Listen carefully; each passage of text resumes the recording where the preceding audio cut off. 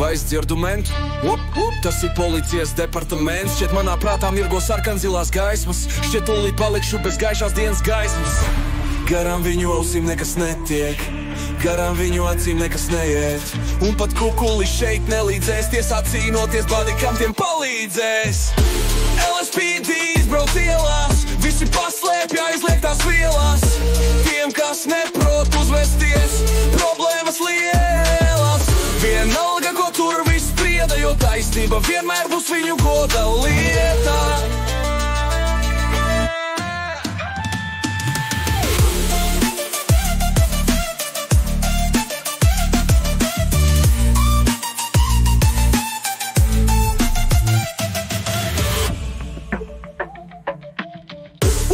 Vai es dzirdu mentu?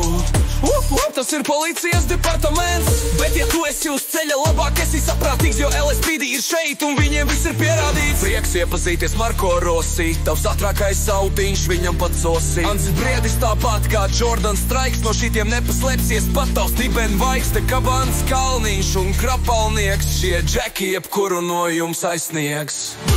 LSPD izbrauc ielās, visi paslēpj aizliegtās vielās.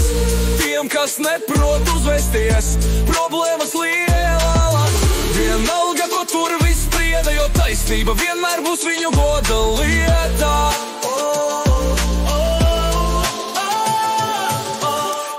Tas ir policijas departaments. Miera sargi ieradušies melās uniformās terpti, un tad izskan skaļš. Visi tiekat aizturēti, visiem sejas kapotā, tagad tiksiet pārmeklēti. Ar šiem džekiem joki jau mazāki. Vimba Krūmiņš un Kļaviņš domāja, ar šiem nav jāiepazīstina bezbailīgākie, nopietnākie vīri ciemā.